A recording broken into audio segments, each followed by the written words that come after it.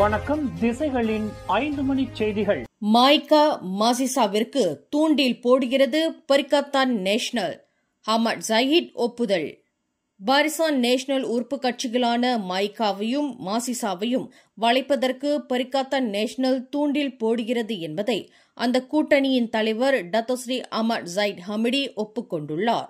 இருப்பினும் அவ்விரு கட்சிகளுக்கும் பரிகத்தான் நேஷனல் வழங்க முன்வந்துள்ள அனுகூலங்கள் ஆதாயத்தை தரவல்லதா என்பது குறித்து இன்னும் உறுதியாக தெரியவில்லை என்று அஹ்மத் ஜஹீத் குறிப்பிட்டார். மாசிசாவும் மாய்காவும் பரிகத்தான் நேஷனலில் இணைய வேண்டும் என்று பாஸ் கட்சியின் துணைத் தலைவர் துவான் இப்ராஹிம் துவான்மாட் கடந்த ஆகஸ்ட் 31ஆம் தேதி அழைப்பு விடுத்திருப்பது தொடர்பில் கருத்துரைக்கையில் துணை பிரதமரான அஹ்மத் ஜஹீத் மேற்கண்டவாறு தெரிவித்தார். பேரா சுல்தான் நஸ்ரீன் ஷா பங்கேற்ற தேசிய தின கொண்டாட்ட நிகழ்வில் பெண் ஒருவர் மேடையில் அத்துமீறி நுழைந்த சம்பவத்தை தொடர்ந்து அரசாங்க தலைவர்கள் மற்றும் விவிஐபி பிரமுகர்களுக்கு பாதுகாப்பு அளிக்கும் அனைத்து அதிகாரிகளுக்கும் மெய்காவலர்களுக்கும் நிபுணத்துவ பயிற்சி அளிக்கப்படும் என்று போலீஸ் படைத்தலைவர் டத்தோஸ்ரீ கலீட் இஸ்மாயில் தெரிவித்துள்ளார்.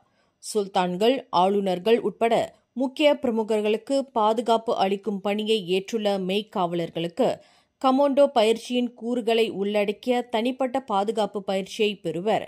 பிரமுகர்களுக்கான பாதுகாப்பு தரமும் மேம்படுத்தப்படும் என்று அவர் குறிப்பிட்டார். இந்த அத்துமீறல் சம்பவத்தை தொடர்ந்து பேரா சுல்தானுக்கு பாதுகாப்பு அளிப்பதில் கவனக்குறைவாக இருந்ததாக நம்பப்படும் அதிகாரிகள், மெய்காவலர்கள் மீது ஒழுங்கு நடவடிக்கை எடுப்பது குறித்து தற்போது விசாரணை நடைபெற்று வருவதாக ஐஜிபி தெரிவித்தார். கைது செய்யப்பட்டுள்ள 41 வயதுடைய பெண் தற்போது குற்றவியல் சட்டம் 325 பிரிவின் கீழ் தடுத்து வைக்கப்பட்டு விசாரணை செய்யப்பட்டு வருவதாக அவர் மேலும் கூறினார்.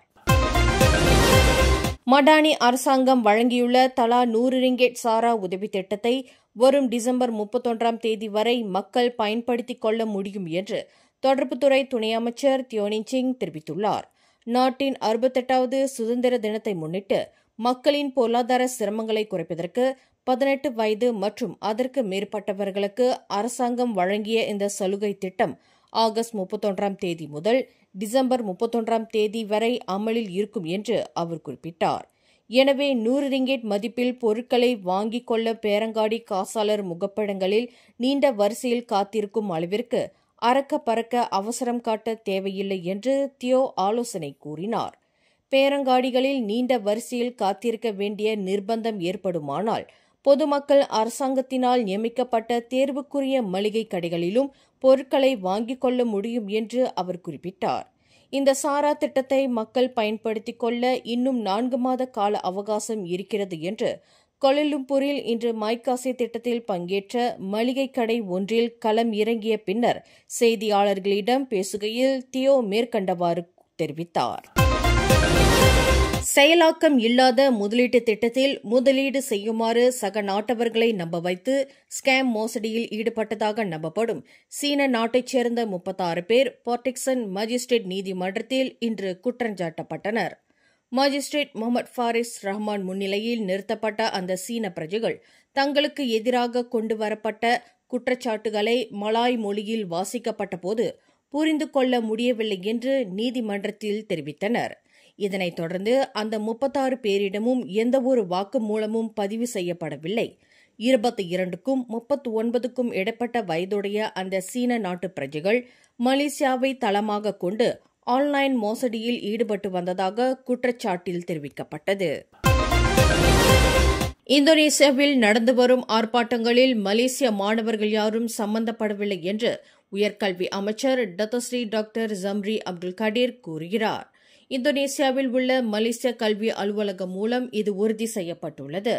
அதேவேளையில் மலேசிய மாணவர்களின் பாதுகாப்பை உறுதி செய்வதற்காக விஸ்மா புத்ராவுடன் இணைந்து உயர்கல்வி அமைச்சகம் தொடர்ந்து அந்நாட்டின் நிலைமையை அணுக்கமாக கண்காணித்து வருவதாக அவர் கூறினார். இந்தோனேசியாவில் 1200க்கும் மேற்பட்ட மலேசிய மாணவர்கள் கல்வி பயின்று வருகின்றனர். இதுவரை இதுபோன்ற சம்பவங்களில் மலேசிய மாணவர்கள் ஈடுபட்டதாக தங்களுக்கு புகார் ஏதும் வரவில்லை என்று அமைச்சர் விளக்கினார். இந்தோனேசியாவில் நாடாளுமன்ற உறுப்பினர்களுக்கு சம்பளத்துடன் கூடிய இதர அதிகமான அனுகூலங்களை வழங்கும் அந்நாட்டு அரசாங்கத்தின் திட்டத்தை எதிர்த்து பொதுமக்களும் மாணவர்களும் கடந்த ஆகஸ்ட் 26ஆம் தேதி முதல் தலைநகர் ஜகார்த்தாவில் ஆர்ப்பாட்டத்தில் ஈடுபட்டு வருகின்றனர்.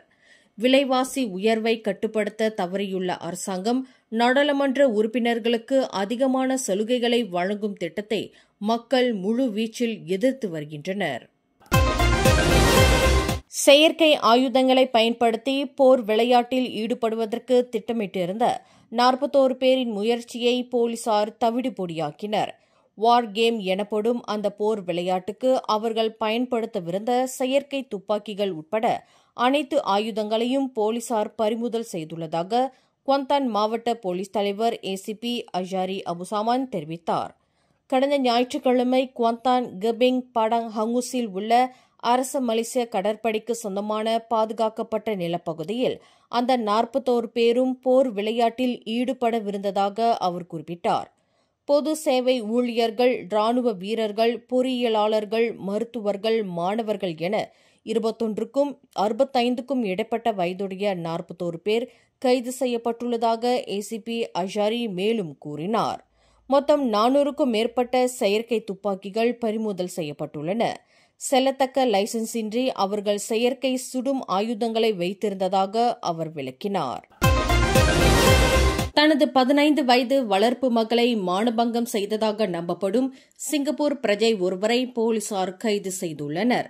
மாஜிஸ்ட்ரேட் மசானா சினின் முன்னிலையில் நிறுத்தப்பட்ட 56 வயது மதிக்கத்தக்க அந்த நபர் விசாரணைக்கு ஏதுவாக 5 நாள் தடுத்து வைக்கப்படுவதற்கான அனுமதியை போலீசார் பெற்றனர். கடந்த 2023ஆம் ஆண்டு ஜூன் 27ஆம் தேதி இரவு 11:30 மணியளவில் மலாக்கா ஜாசின் கம்போங் ஆயர் பாரோக் என்ற இடத்தில் பாதிக்கப்பட்ட நபருக்கும் அவரின் சகோதரிக்கும் இடையில் வாக்குவாதம் நிகழ்ந்தபோது அந்த சிங்கப்பூர் பிரஜை முறை தவறி நடந்து கொண்டதாக கூறப்படுகிறது.